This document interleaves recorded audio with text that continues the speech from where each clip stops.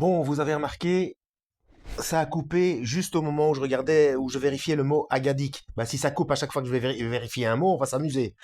Agadik, c'est une spéculation libre sur la loi. Ça commence bien. Il n'étudie que les lois positives, dans lesquelles le culte du temple et les observances rituelles tiennent une place considérable. Directement rien sur le décalogue, ni sur les devoirs de religion intérieure. Ouais, juste le cérémonial, quoi. Malgré sa dialectique obscure, ses incohérences dans les développements, son style parfois terriblement diffus, parfois bref, dense et impénétrable, ses expressions conventionnelles à peu près inintelligibles. C'est comme moi, je suis en train de lire un truc là, je comprends pas ce que je lis. J'espère que pour vous ça va.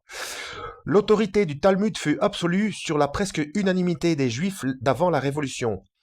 Les Juifs seraient excommuniés de la synagogue le jour où ils voudraient secouer le joug de ce subtil et absurde radotage. Ah ouais, d'accord, donc on leur a mis la pression. Les pharisiens, en fait, leur ont mis la pression. Pourquoi s'intéresser à cette littérature formaliste, cette casuistique? Cette fois, je vais aller voir, je vais aller voir. Alors, casuistique, partie de la théologie morale qui s'attache à résoudre les cas de conscience. Littéral, tendance à argumenter avec une subtilité excessive, notamment sur les problèmes de morale. Bon, j'espère que je vais pouvoir dire deux ou trois phrases sans mots incongrus.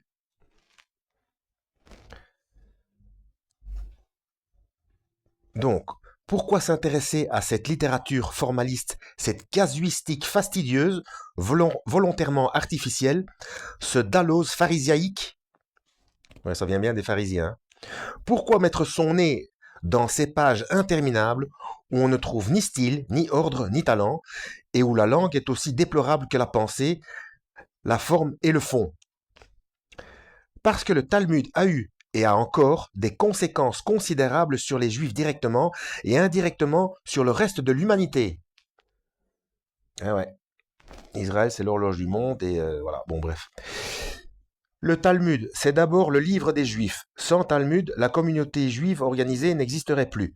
Grâce à lui, des individus d'origines diverses avaient constitué un peuple. Il avait été le moule de l'âme juive, le créateur de la race. Lui et ses lois restrictives des sociétés avaient modelé le juif. Ils croient toujours qu'ils sont une nation, et croyant cela, ils se conservent. Quand le juif cesse d'avoir la conscience de sa nationalité, il disparaît. Tant qu'il a cette conscience, il permane. Il n'a plus de foi religieuse, il ne pratique plus, il est irreligieux. Il est quelquefois athée, mais il permane parce qu'il a la croyance à sa race. Ben, je ne savais pas que permane c'était un verbe. Donc, je suppose que vous avez compris aussi, c'est être en permanence, quoi, hein, tout le temps. Il permane, c'est voilà.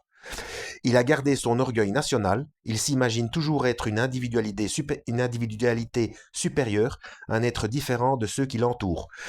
Et cette conviction l'empêche de s'assimiler, car étant toujours exclusif, il refuse en général de se mêler par le mariage au peuple qui l'entoure.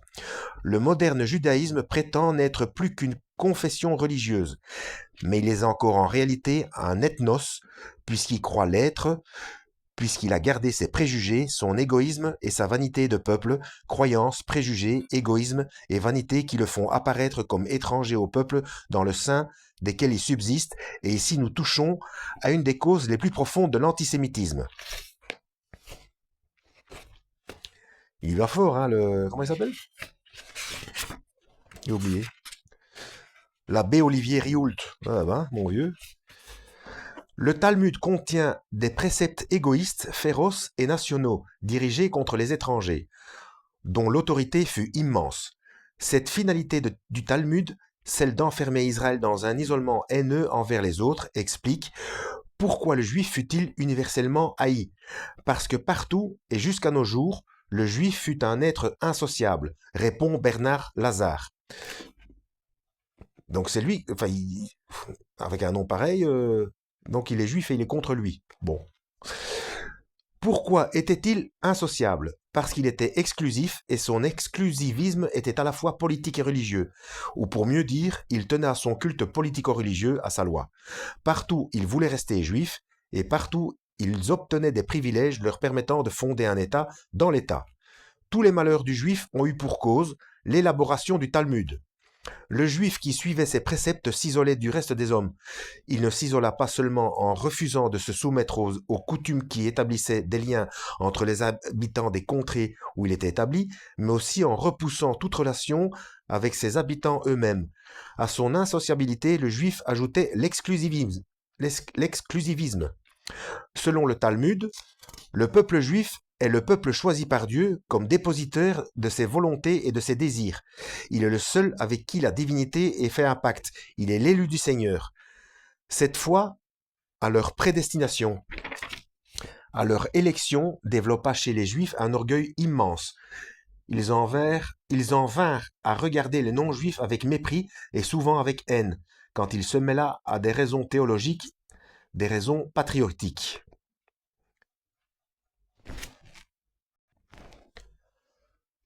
Comment les Juifs en sont-ils arrivés là? Pourquoi ont-ils livré leur destinée à un livre rempli d'absurdités et de haine raciale? Pour le comprendre, il faut remonter à la première controverse judéo-chrétienne, celle qui occupa Saint Justin, philosophe et martyr. Il y a une référence. Dénoncé comme chrétien sous le préfet de Rome Junius Rusticus, 163-167 de notre ère, Saint Justin fut arrêté et traduit devant le tribunal. Avouant être chrétien et refusant de se sacrifier aux idoles, il fut, conformément aux lois de l'empereur, fouetté et emmené pour subir la peine capitale. Ouais.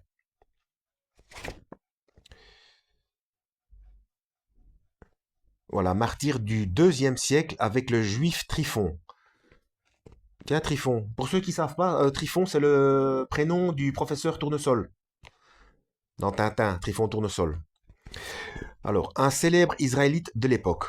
L'œuvre, commencée aux environs de l'an 135, sera achevée vers l'an 150. Il n'y a pas de hasard. Le Talmud a commencé à être élaboré en l'an 135. Ça vous parle, ce nombre 135? Il y a à nouveau une inversion. Là où il n'y a pas d'inversion, c'était les 135 € d'amende si on ne portait pas le masque durant le confinement. Et l'inversion du 3 et du 5, justement pour... Enfin, vous voyez, moi, je vois des choses partout. Est-ce que vraiment c'est de l'exagération de ma part? À vous de juger. Mais c'est 153, pour les 153 poissons que Yeshua a fait pécher à Pierre. Vous vous souvenez? Si vous lisez régulièrement, normalement, vous devez tomber dessus hein, sur cette pêche miraculeuse. Donc c'est toujours pareil, encore une perversion des codes de Dieu. Donc on retrouve les mêmes nombres. Hein. Ce dialogue avec Tryphon nous donne la position de l'Église face à celle de la synagogue, car Tryphon est le type même du juif classique dont l'exégèse prévaudra dans les écoles rabbiniques. Ce document, par son ancienneté et sa qualité, est capital pour comprendre la genèse du Talmud. De passage à Éphèse, Saint Justin raconte à Tryphon comment il a quitté les institutions philosophiques pour le christianisme. Tryphon éclate alors de rire et lui déclare « Si vous voulez m'en croire, car déjà je vous regarde comme un ami, faites-vous circoncire tout d'abord, observez le sabbat, les jours de fête et les nouvelles lunes, pratiquez en un mot tout ce que la loi commande de faire, et alors vous pourrez trouver miséricorde auprès de Dieu. Quant au Christ, si tant est qu'il soit né, il doutait même Tryphon, il doutait de la naissance du Christ, et qu'il se trouve quelque part, personne ne le connaît, et il s'ignore lui-même. Il n'est doué d'aucune puissance jusqu'à l'avènement d'Élie, qui devra l'oindre et le manifester à tous. Ça a été fait. Bon, c'est dans les évangiles, hein. Vous voyez de quoi je veux parler si vous lisez les évangiles. Pour vous, vous avez prêté l'oreille à de vaines paroles. Vous vous êtes fait un Christ imaginaire et vous vous exposez étourdiment à la mort pour lui. Saint Justin engage alors la controverse pour démontrer, séance tenante, que nous n'avons pas ajouté foi à de vaines fables, mais à des discours pleins de l'Esprit Saint, féconds en force, en vertu et en grâce. La discussion s'engagera logiquement sur l'abrogation de la loi mosaïque et la divinité de la loi évangélique prouvée par l'accomplissement des prophéties de l'Ancien Testament en la personne de Jésus-Christ. Car tout le différend entre les Juifs et les chrétiens, écrira saint Jérôme, résulte de ce que les uns regardent comme accompli les promesses dont les autres attendent encore la réalisation. Le Christ avait lui-même dit aux Juifs, sondez les Écritures, elles rendent témoignage de moi. Bah oui, Ésaïe 53, etc. La voie étant tracée, les apôtres puis les pères de l'Église après eux s'efforcèrent de montrer dans la personne de Jésus-Christ l'accomplissement de toutes les prophéties de l'Ancien Testament. Je crois d'ailleurs, si ma mémoire est bonne, hein, je crois qu'il y en a 148 dans l'Ancien Testament qui témoignent que Yeshua, que Jésus-Christ est bien le Messie. Hein. Il y a pas à conjecturer, il n'y a pas à tergiverser. Ici, deux questions se présentaient. Une question de droit et une question de fait. La loi mosaïque devait-elle abrogée dans sa partie cérémonielle et civile? L'a-t-elle été effectivement? Or, la solution de ces deux problèmes s'offrait et s'offre encore à nous avec une clarté irrésistible. Et il a fallu, pour l'obscurcir, la souplesse sans exemple du rabbinisme, toute l'ignorance des basses classes de ce peuple et l'indifférence de la classe élevée distraite par d'autres intérêts. Saint Justin commence par la question de droit. J'ai lu Tryphon qu'il y aurait à la fin une loi nouvelle et un testament plus durable que les autres, qui doit être observé par quiconque veut participer à l'héritage de Dieu, car la loi promulguée sur le mont Horeb est ancienne et ne regarde que vous, tandis que celle-là est donnée pour tous. Or une loi nouvelle abroge l'ancienne, de même qu'un testament postérieur annule le premier. Là, désolé, cher Justin, mais tu contredis ce que Yeshua a dit. Hein. Il a bien dit, ne croyez pas que je suis venu abroger la loi et les prophètes. Hein. Mais bon, j'en reviens toujours. Attention avec ça, attention avec le Lévitique. Allez voir Amos 5, versets 26-27, etc., etc. Allez voir mes vidéos. Quoi, 613 commandements? Voilà. N'avez-vous pas lu ce que dit Isaïe? Écoutez mon peuple, et vous, rois, prêtez l'oreille à ma parole. Une loi sortira de moi pour éclairer les nations. Voici le temps de ma justice est proche. Le Sauveur s'avance et les nations espéreront en mon bras. Dieu parle du même testament par la bouche de Jérémie. Voici que les jours approchent, dit le Seigneur, et je donnerai un testament nouveau à la maison d'Israël et à la maison de Juda. Je conclurai avec elle une alliance toute différente de celle que j'ai contractée le jour où je les ai prises par la main pour les faire sortir de la terre d'Égypte. Donc Dieu a promis un nouveau testament pour porter la lumière aux gentils. On va s'arrêter là. Donc c'est vrai, mais ça n'abroge pas. Enfin bref, on va pas débattre parce que sinon ça sera pas fini. Lisez vous-même les textes, multipliez vos sources, regardez mes vidéos, regardez d'autres sources et demandez, comme c'est indiqué, comme c'est écrit, hein, demandez l'aide de l'Esprit Saint. Hein. Voilà. Que Dieu vous guide. À la prochaine.